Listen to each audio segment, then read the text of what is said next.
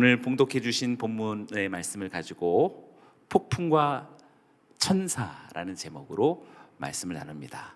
앞으로 3주 동안 계속 이렇게 두 단어의 조합들로 말씀을 나눌 것입니다. 폭풍, 천사, 뭔가 반대되는 개념이 바울에게 이렇게 다가오고 있는 것처럼 이 시대를 살아가는 우리들에게도 폭풍 같은 우리들의 인생에 또 전 세계사적인 먹구름, 환난과 고통이 휘몰아칩니다. 그러나 하나님이 살아계시는데 어찌 폭풍우 뿐이겠습니까? 천사, 하나님의 사자가 우리와 함께한다는 사실을 믿으십니까?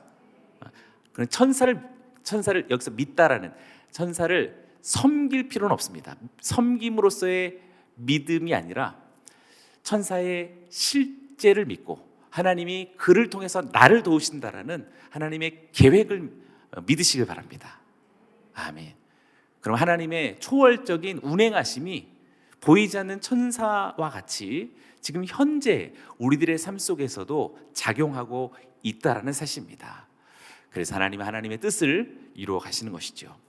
사도행전의 저자인 누가가 독자로서의 당시의 초대교회의 성도들뿐만 아니라 여기 있는 우리들에게 지금 이 이야기가 전개되어지는 동안 그것이 누가복음에서 보았던, 사도행전의 전편인 누가복음에서 보았던 예수 그리스도의 십자가 이야기 위에 겹쳐지고 있다는 사실을 지켜보라고 우리들에게 지금 사도행전을 보여주고 있는 것 같습니다. 마치 누가복음과 사도행전이 이렇게 겹쳐져 있는 것은 예수 그리스도의 생애와 바울의 생애가 어딘가 모르게 중첩되어져 있다라는 것을 보여주는 것은 바울이 그러하다라는 것만을 이야기하는 것이 아니라 어느덧 내 인생과 삶을 생각해 보니 나 역시 그 위에 드리워진 인생이었도다 라고 말하도록 요청하고 있다는 사실입니다.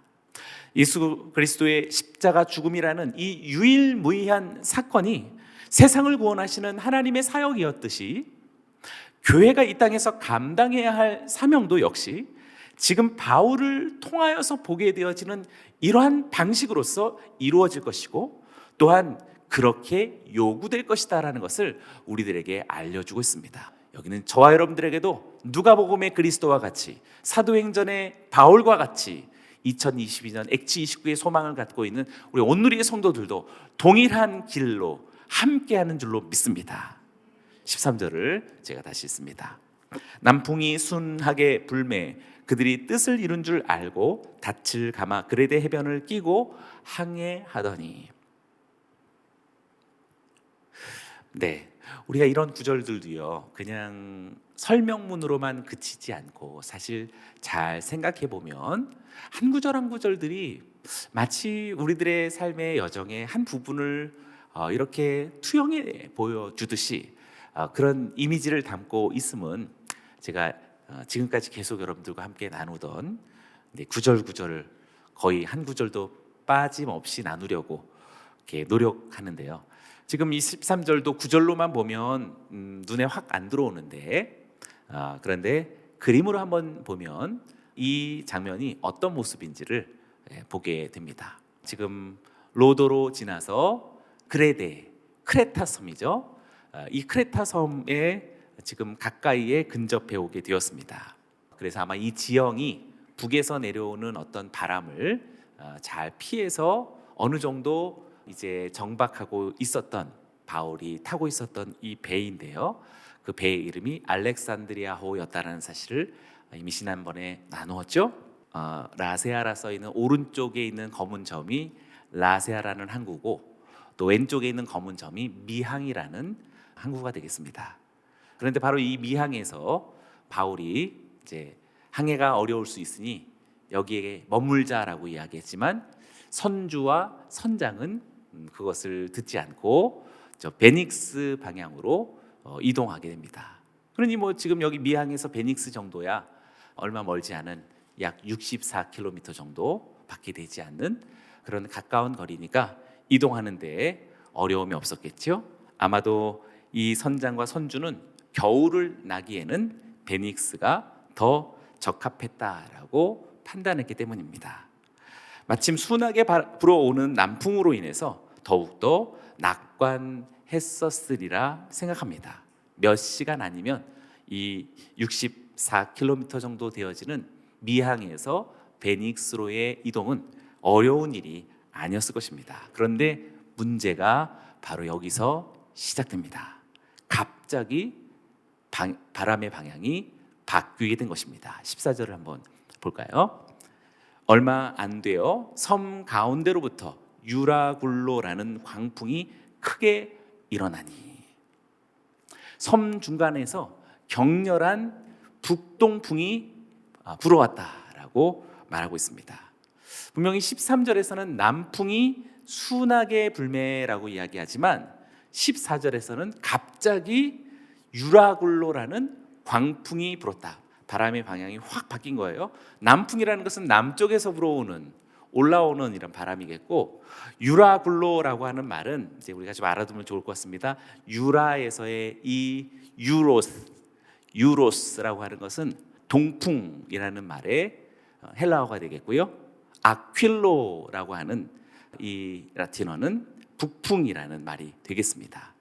그래서 이 그리스어와 라틴어가 합성어가 되는데요. 그것이 바로 북동의 폭풍, 유라큘로, 그래서 유라굴로라고 말하겠습니다. 그러니 동풍과 북풍이 결합되어진 그런 바람이 됩니다. 그러니 유라굴로, 다시 북동의 폭풍이라는 말로 번역하면 될 것 같습니다. 북동에서 불어오는 폭풍이 유라굴로가 됩니다. 이 배가 갑자기 유라굴로를 만남으로써 어떻게 됐는지 15절을 보면은요, 배가 밀려 바람을 맞추어 갈 수 없어 가는 대로 두고 쫓겨가다가 속수무책으로 이 유라굴로에 배가 떠밀려 갔다라고 이야기하죠. 아마도 가운데서부터 북동풍이 내려왔다라는 것은 이 크레타 섬 중간에 있는 이다섬이 있는데, 이다섬을 끼고서 강하게 비탈길로서 바람이 내려오면 바다에 있는 배는 더 속도가 센 바람을 맞게 되겠죠. 그러니 더 큰 힘으로써 배가 밀려서 먼 바다로 밀려가게 되었다라는 사실입니다. 16절과 17절을 보시죠. 그래서 가우다라는 작은 섬 아래로 지나 간신히 거루를 잡아 끌어올리고 줄을 가지고 선체를 둘러감고 스르디스에 걸릴까 두려워하여 연장을 내리고 그냥 쫓겨가더니라고 말합니다. 자, 아까 그림을 잠깐 보시면은요, 지금 미항에서 베닉스로 옮겨가려고 했는데 갑자기 북동풍이 몰아치니까 멀어지게 되죠. 어떤 섬으로? 가우다라는 섬으로 멀어지게 됐다라고 이렇게 이야기하고 있습니다. 가우다라는 이 작은 섬의 지형을 의지하려고 선주와 선장이 매우 노력했겠죠. 그 노력하는 장면이 16절과 17절에서 보여주고 있습니다. 그런데 하나하나씩 잘 보면 이 노력하는 장면을 통해서 우리는 일종의 폭풍우를 만나는 인생에서의 또 좋은 귀한 어떤 지혜를 얻을 수 있겠다 싶습니다. 그레데르부터 약 37km 떨어진 가우다 섬, 37km를 이렇게 막 계속 밀려나는 거죠. 가우다 섬을 지나가게 될 때 선장과 선원들이 이 순간을 어떻게 하든 안간힘을 써서 벗어나려고 합니다. 재빠르게 거루를 갑판 위로 끌어올렸다라고 이야기합니다. 거루라는 것은 거룻배, 구명정이죠. 구명정을 배 위로 끌어올렸다라고 말합니다.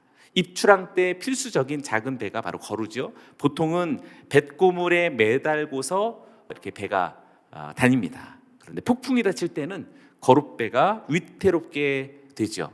파손이 되니까 구명정을 안으로 끌어들이게 되는 것입니다. 잃어버리면 큰일 나죠.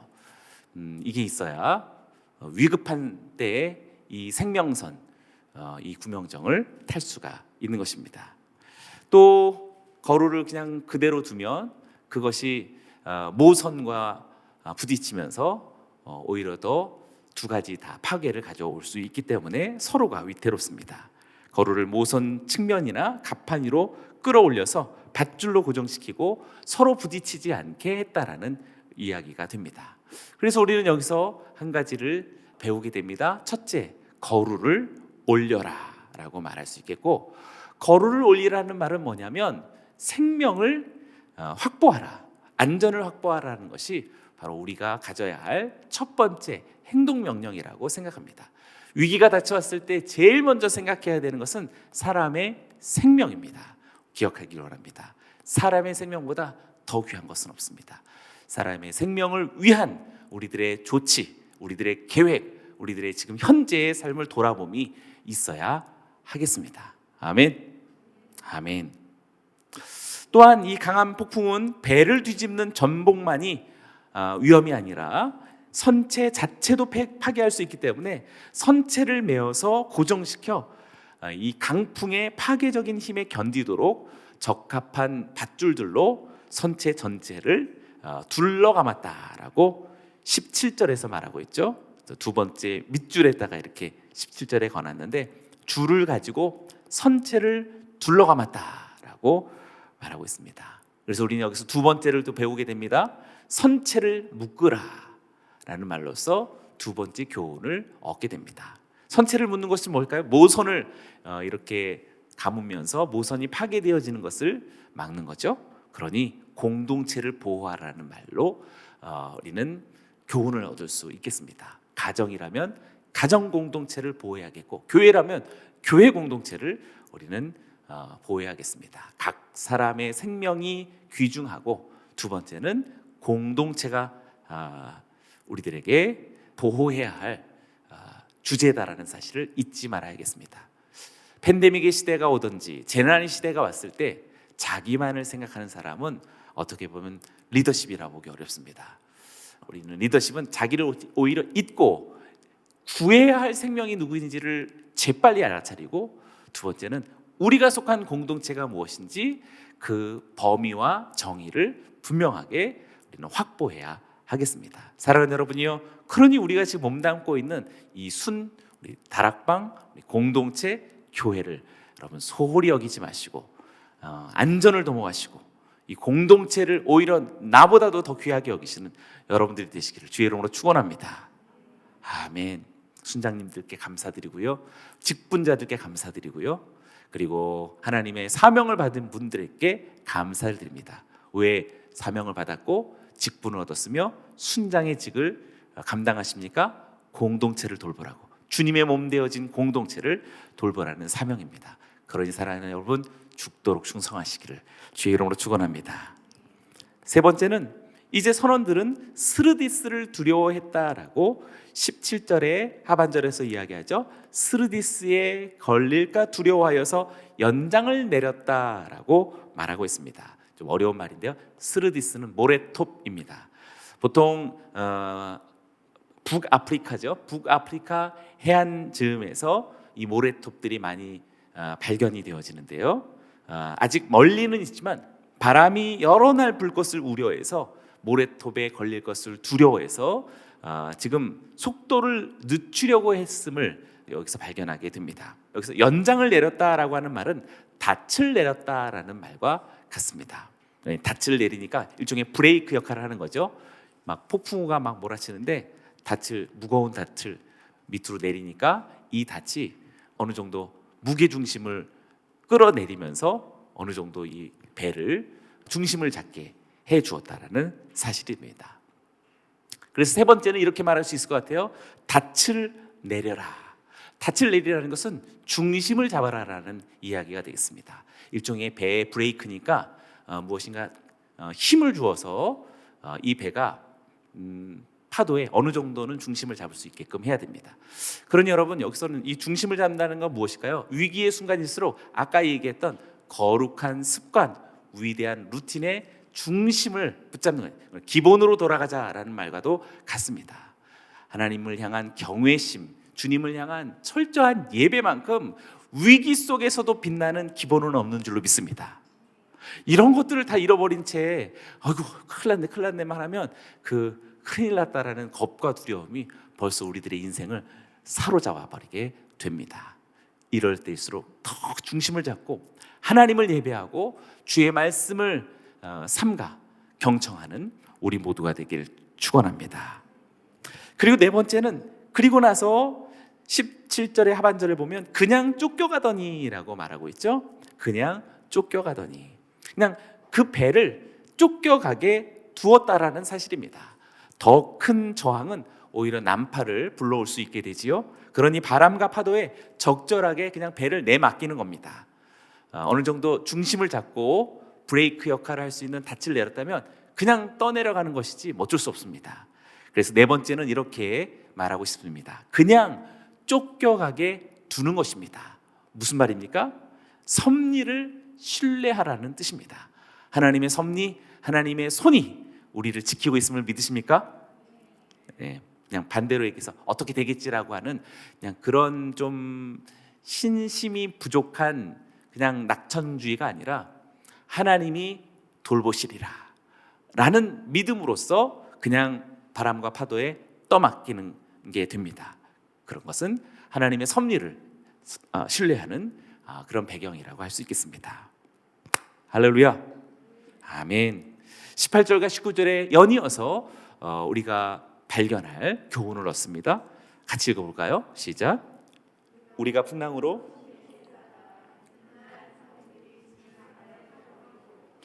사흘째 되는 날에 배의 기구를 그들의 손으로 내버리니라.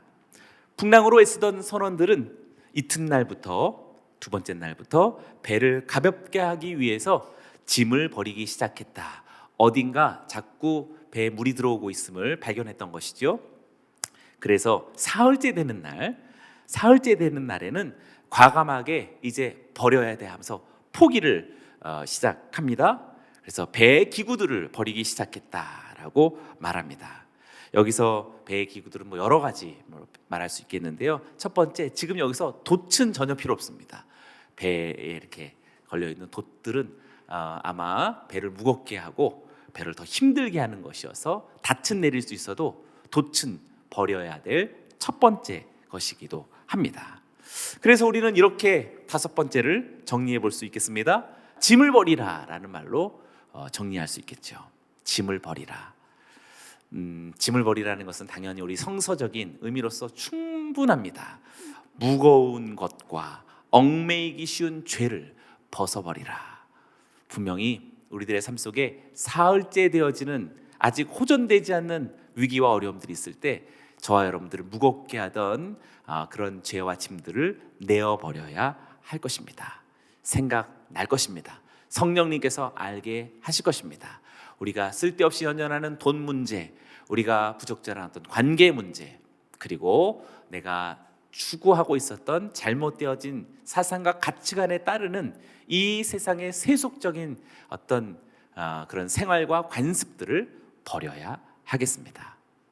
그래서 우리는 이렇게 다섯 가지를 폭풍을 맞서는 항해로 정리해 볼 수 있겠습니다. 첫째, 거루를 올려라. 생명을 확보하라는 것이죠. 둘째, 선체를 묶으라. 공동체를 보호하라. 셋째, 닻을 내려라. 무게중심을 잡으라는 얘기죠. 넷째, 파도에 맡기라.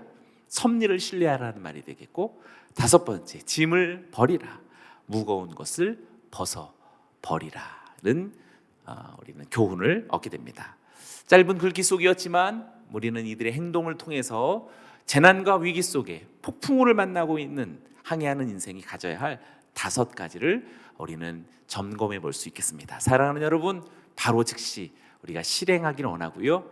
나는 지금 폭풍을 만나지 않고 있는데 그런 분들은 벌써 자기만을 생각하는 것이죠. 우리는 지금 전 세계적으로 폭풍우를 만나고 있는 팬데믹 3년째 시대입니다. 어찌 이것이 재난이 아닐 수 있겠습니까? 우리는 지금 이 3년차 되어진 3월의 시대 속에 두 번째 수요 저녁 예배를 주님 앞에 의탁하면서 예배할 때 이 다섯 가지를 꼭 기억해서 적용해야 하겠습니다. 사랑하는 여러분, 생명이 가장 중요한 것입니다. 그리고 공동체를 절대 우리 마음에서 멀리하지 않기를 원합니다. 중심을 잡고 베이직으로 돌아가시기를 축원합니다. 하나님의 역사와 섭리를 신뢰하시기 바랍니다. 그리고 이제는 쓸데없는 것들을 다 버려야 합니다. 심지어 여러분들 이제 책상 정리도 좀 했으면 좋겠고요. 책장에 있는 오랫동안 갖고 있었던 거 다 버렸으면 좋겠습니다. 여러분 창고에 있는 것들도 옆 사람들에게 이쯤에서 다 버립시다. 네. 네. 모든 새로움은 버리는 것으로부터 시작되어집니다. 일단 이번 봄에 청산하듯이 다 버리고 남 주든지 해서 웬만한 것들은 다 버림으로 짐을 가볍게 하는 우리 모두가 되길 원합니다. 20절을 보시죠. 여러 날 동안 해도 별도 보이지 아니하고 큰 풍랑이 그대로 있음에 구원의 여망마저 없어졌더라. 여러 날 동안이라고 말하고 있는데요, 뒤에서 나오겠지만 정확하게 10하루가 지났습니다.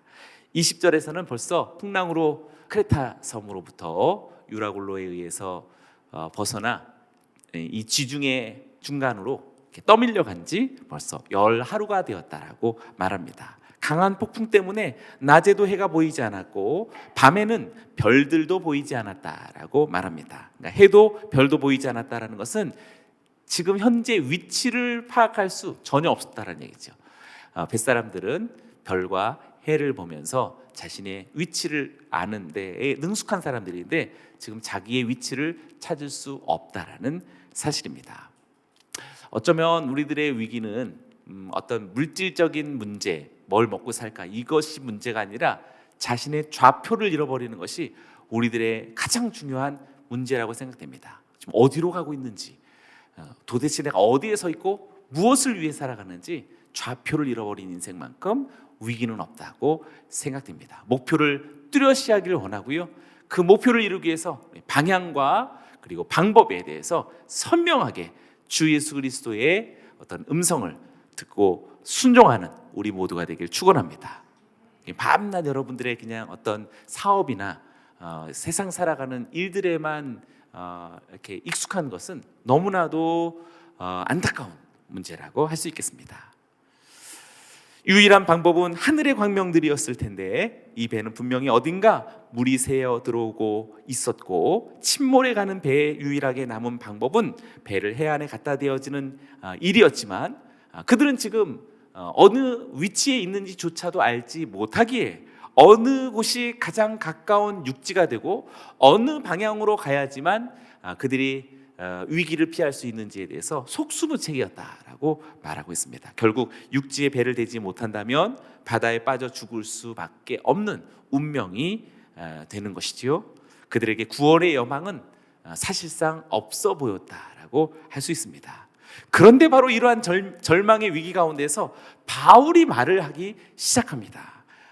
여기서 비로소 초월의 능력을 전하기 시작합니다. 우리들의 정체성은 무엇일까? 과학적인 지식, 전문적인 기술. 이 세상은 자꾸 그것을 요청하는 것 같아요. 기술이 없으면은 뭐 얘기하지도 마, 뭐 이런 것이 되겠죠. 그래서 우리는 자꾸 자격증을 따려고 하고 공부하려고 하고 끊임없이 무엇인가 이렇게 경쟁하려고 하고 우리를 도대체가 못 살게 하는, 우리 자녀들도 너무 참 안타깝고 좀 가엽다라는 생각이 듭니다. 그러니 우리가 그것에 대해서 우리가 너무 무시하거나 그것을 도외시할 수는 없겠지만 우리들에게 있어서 가장 강력한 전문성은 무엇인가? 하나님을 아는 지식이라고 저는 생각합니다. 하나님의 말씀이요, 성령의 음성이 여기 있는 저와 여러분들에게서 강력한 전문성인 줄로 믿습니다. 옆 사람들에게 선포하십시오. 당신에게 전문성은 하나님입니다. 아멘. 여러분, 오늘 여기 있는 말씀 속에서 바울이 비로소 말을 하기 시작합니다. 21절을 보시죠. 여러 사람이 오래 먹지 못하였음에 바울이 가운데 서서 말하되 여러분이여 내 말을 듣고 글에 대해서 떠나지 아니하여 이 타격과 손상을 면하였더라면 좋을 뻔하였느니라. 우선 바울은 미항에서 겨울을 지내자던 자신의 제안을 무시했던 책임자들에게 내 말을 들었다라면 더 좋았을 뻔했다라고 일종의 책망인 것이죠. 책망을 전하고 있습니다. 이러한 말로만 그친다면 사실상 세상에서 흔히 보는 아무 도움이 안 되는 자기 과시 또는 또 탓하는 어떤 그런 언어로밖에 해석될 수 없을 것입니다. 그러나 바울이 그런 사람이 아니겠죠. 10절에서 보면 분명한 대안을 전하고 있기에 앞선 책망이 더 뚜렷했다라고 생각합니다. 10절은 같이 한번 읽어봅니다. 시작. 말하되 여러분이여 내가 보니 이번 항해가 하물과 배만 아니라 우리 생명에도 타격과 많은 손해를 끼치리라 하되, 지금 타격과 손상을 면하였으면 더 좋았을 뻔했다라고 하는 이 말이 있었던 그 미항에서 바울이 전해주었던 충고였죠. 권면이었습니다. 그러니 지금 많은 생명 또 어떤 물질적인 파괴는 물론이요, 우리 생명에도 위험한 여정이 되기에 여기서 과동하자, 겨울을 머물자라고 했었던 바울의 제안이었지만 사람들은 바울의 말을 따르지 않았다라는 이야기를 전해주고 있는 것입니다. 항해에 익숙했던 바울이 이렇게 말할 수 있는 충분한 우려를 예견했던 것이라고 말할 수 있습니다. 바울은 고난 가운데서도 많은 파선을 겪었던 이였다라는 사실을 우리는 잘 알고 있을 텐데요. 그가 고난 가운데 만났던 파선, 배가 난파되었던 그런 경험도 물론이지만 사실상 그가 1차 전도 여행, 2차 전도 여행, 3차 전도 여행, 그가 전도 여행을 통해서 배를 탄 그런 횟수와 거리만 따져보더라도 지금 로마로 항해 이전에 지중해에서 최소 11번의 항해 기록을 성경상에서 발견할 수 있겠고, 적어도 그 항해 기록을, 이런 걸 또 학자들이 이렇게 따져봐서 약 5,600km의 항해 기록을, 마일리지를 가지고 있는 그런 바울이었음을 우리는 발견하게 됩니다. 그러니 사실상 바울에게 있어서 항해 지식이 어느 정도는 아주 능숙했다라고도 말할 수 있겠습니다. 그런 바울이 더불어서 이제 이렇게 22절처럼 엄청난 그런 근거로서 대안을 제시하고 있습니다. 이 구절을 큰 소리로 읽어봅니다. 시작. 내가 너희를 권하노니 이제는 안심하라. 너희 중 아무도 생명에는 아무런 손상이 없겠고 오직 배뿐이리라. 아멘. 이제는 안심하라. 너희 중 아무도 생명에는 아무런 손상이 없겠고 오직 배뿐이리라. 이제는 안심하라라고 지금 아마 휘청휘청 거리는 그런 위기 풍랑 속의 배 위에서 이런 엄청난 이야기를 하고 있는 것이죠. 바울이 이렇게 말할 수 있는 용기와 희망을 주는 근거가 어디에 있었을까요? 이렇게 단호하게 확신을 줄 수 있었던 배경이 무엇일까요? 바로 다음 구절 속에 그가 전날 밤에 무엇을 경험했던 것입니다. 23절과 24절을 제가 했습니다. 내가 속한 바 곧 내가 섬기는 하나님의 사자가 어젯밤에 내 곁에 서서 말하되 바울아 두려워하지 말라. 내가 가이사 앞에 서야 하겠고 또 하나님께서 너와 함께 항해하는 자를 다 내게 주셨다 하였으니. 전날 밤에 지금 바울에게 하나님의 천사가 나타났다라고 말하고 있습니다. 하나님의 천사가 나타나서 바울에게 두려워 말라라고 이야기했습니다. 바울은 반드시 가이사 앞에 서야 하겠고 모든 사람들을 하나님 바울에게 맡기셨다라고 천사를 통해 고지해 준 그러한 음성을 듣게 된 것입니다. 바울이 제시하는 이 희망과 용기의 원천은 분명히 신적 존재가 제시한 하나님의 말씀과 약속이 있었다라는 사실입니다. 아멘. 세상 사람들은 자신의 지식이나 어떤 과학적 근거를 의지하겠지만 물론 우리가 그것을 무시할 수 없겠지요. 그것도 물론 신뢰해야 하겠지만 더 근원적인 신뢰는 여기 있는 저와 여러분들에게서 듣는 하나님의 말씀이요, 성령의 감동이요, 또 하나님의 사자들의 저와 여러분들의 모든 지각을 주관하시는 하나님의 도움의 손길인 줄로 믿습니다. 그러니 여러분 이것이 갑자기 되어질 수 없는 것이지요. 그러니 아까 얘기했던 거룩한 습관, 위대한 루틴을 통해서 이러한 영적인 감각들을 우리는 서둘러 개발해 나아가고 연습해야 하고 실행해야 하며 그리고 끊임없이 그것을 오늘도 경험하고 나누기를 주의 이름으로 축원합니다. 예배를 통해서 사실 개발되어질 수 있는 것입니다. 매번의 하나님의 음성 듣기가 하나님의 예배를 통해서 그리고 그 예배 가운데서 하나님을 향한 진정한 신적인 감정에 대한 우리들의 응답. 그러니 아까 입을 꾹 다물고 있지 말자라고 얘기했던 것이고요. 그냥 우두커니 있다가 가는 그런 매일의 수동적인 모습을 이제는 종결하고 매 순간마다 하나님 체험, 매 순간마다 임재의 어떤 손길들을 자각하는 저와 여러분들이 되길 원합니다. 오늘 예배에서는 하나님 나타나지 않으셔. 혹시 그렇게 생각하시는 분 있나요? 주일 예배는 그냥 하나님의 임재 그런 게 아니라 그냥 하나님 말씀 듣고 이따 가는 거야 라고 하신 그런 분이 이단이에요. 주일 예배 가운데 하나님의 임재가 아니시다면 대표 기도하신 분의 대표는, 찬양 인도하시는 분의 찬양은, 봉헌위원회 봉헌은 다 뭐 하는 건가요? 연기하는 건가요? 다 하나님의 임재 의식 속에 거행되어지는 신적 행동들 아닌가요? 아멘? 여러분의 그 아멘을 더 확실히 하시길 바라고 여러분의 뜻과 마음을 함께 동참하시길 바랍니다. 그럼 우리들의 전인격이 거기에 아멘, 마땅히 그러합니다, 저 역시 그러합니다 라고 말할 수 있는 것이죠. 할렐루야. 그래야만 지금 여기 있는 하나님의 천사가, 하나님의 손길이, 성령의 감동이 우리로 신비주의 되지 않고 하나님의 순결한 신비성을 우리들의 영으로 말미암아 반드시 나타나고 반영되게끔 하시는 것이죠. 그것을 현재화하시는 강력한 전문가가 하나님의 영 곧 성령님이십니다.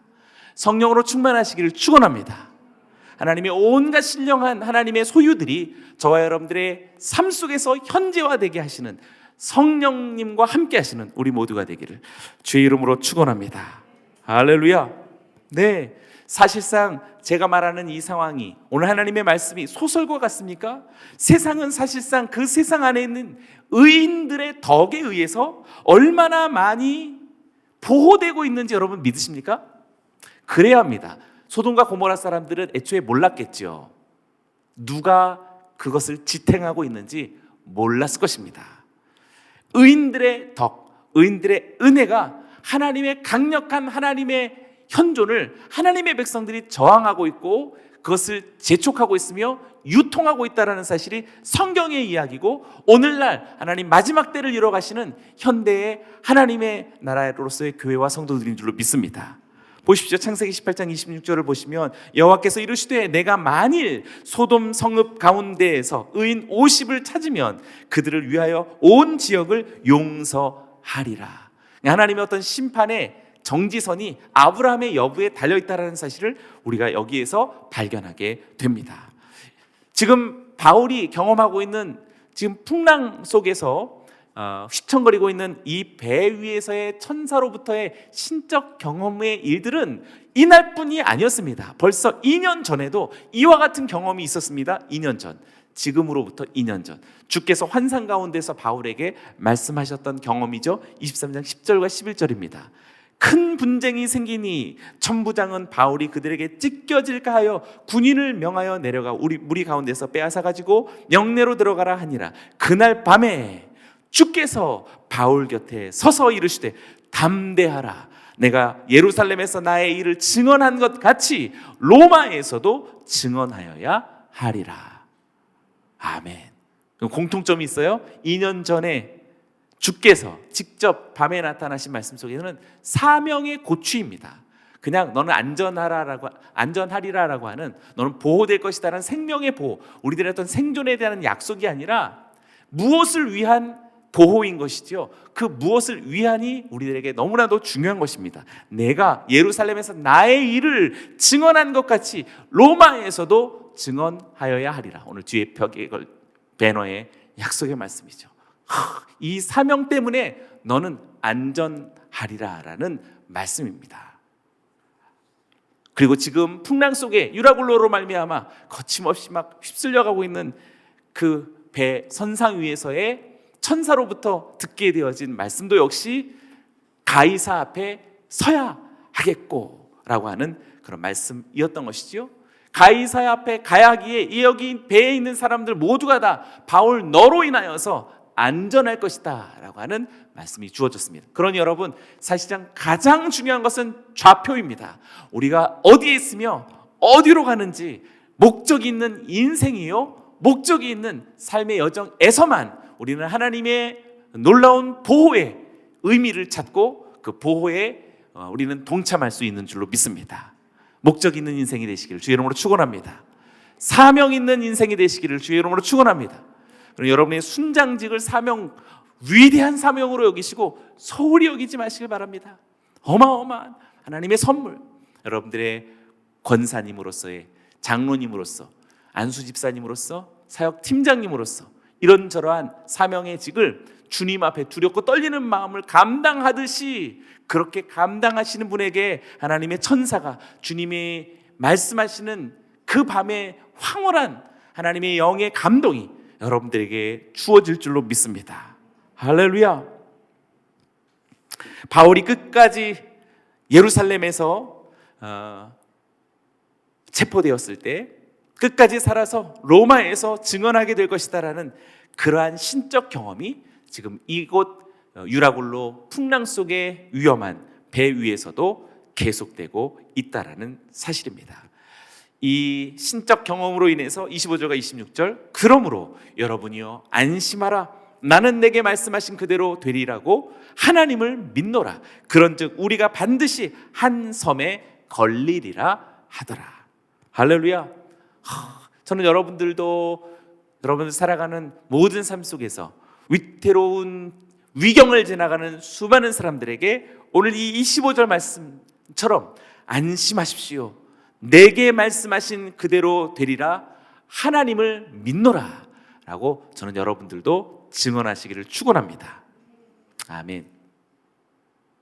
용기와 희망을 주고 있는 그 근거는 전적으로 바울이 믿는 하나님께 있었다라는 사실을 발견하게 됩니다. 그러니 여러분, 바울이 믿는 하나님을 근거로서 여러분 안심하십시오라고 말했던 것처럼 여러분들도 하나님을 견고하게 믿는다면 어떤 위기 속에서 막 흔들리고 있는 사람에게 안심하십시오, 당신은 문제없습니다라고 말할 수 있는 권위가 생겨나는 거예요.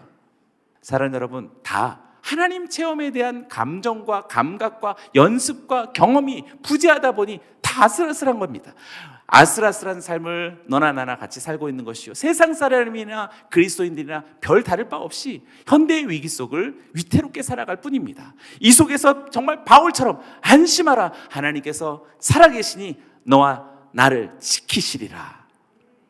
그런 위대한 신적 언어는 도대체 어디에서 발현해야 할 것이고 어디에서 나타나야 할 것인가요? 예배 속에서 잊지 못하다면 여러분의 삶 속에서 천만에 있을 수 없는 언어들이다라고 생각합니다.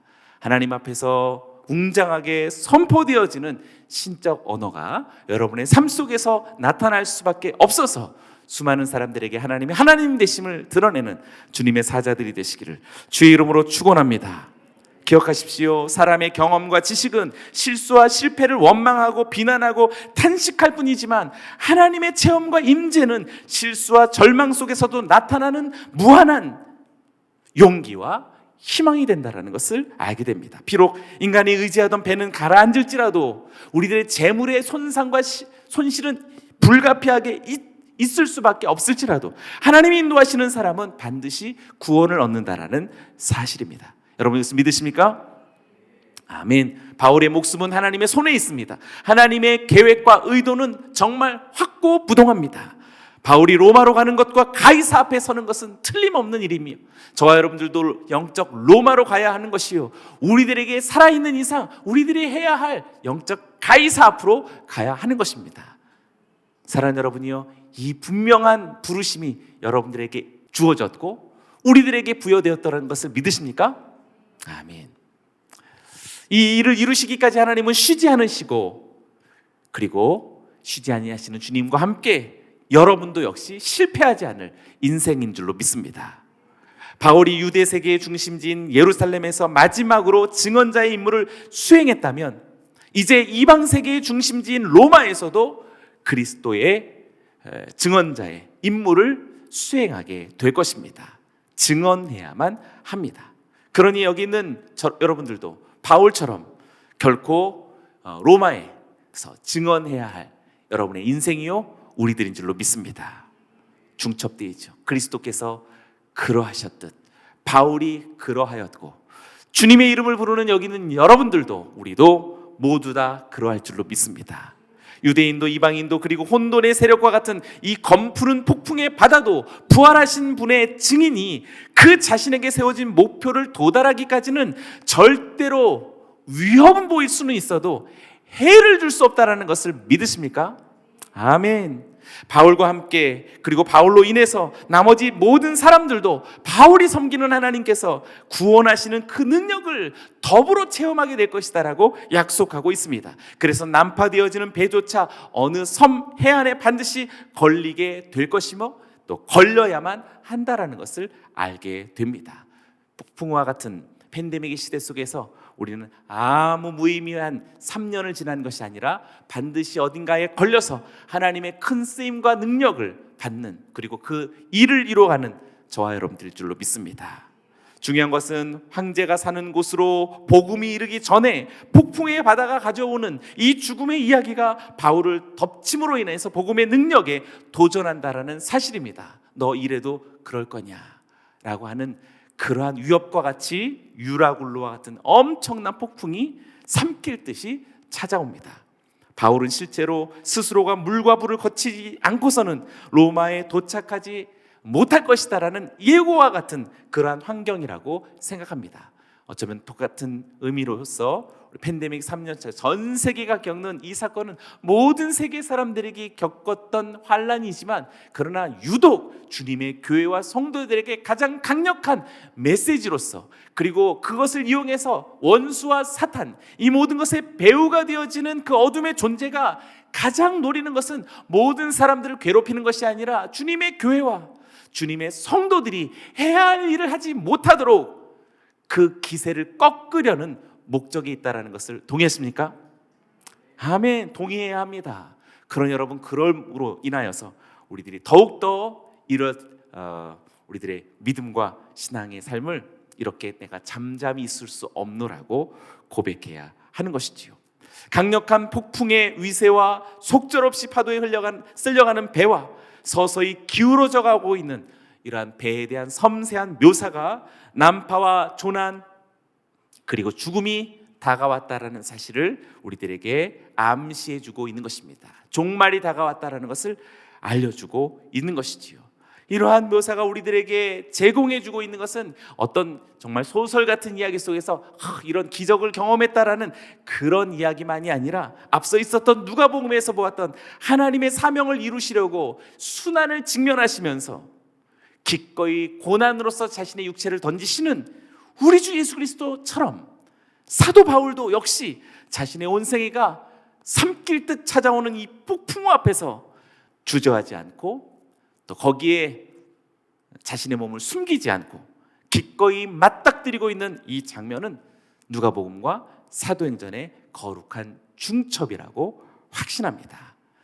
저와 여러분들에게도 이 폭풍우가 얘기하는 것처럼 팬데믹의 시대 속에서 이미 우리들에게 다가왔고 불어닥친 지 3년째가 되어져 가고 있는 우리들에게 영적 지각이 있고 하나님을 경험하는 여러분들에게 결단코 이 폭풍우와 함께 나는 우리 주 예수 그리스도의 순환과 고난에 동참하리라, 그렇게 다짐하면서 마지막 때의 사명 로마로 가서 가이사를 만날 것이다 라고 하는 이 위대한 하나님의 부탁이 저와 여러분들에게 능히 이루어지는 하나님의 사자들이 되시기를 주의 이름으로 축원합니다.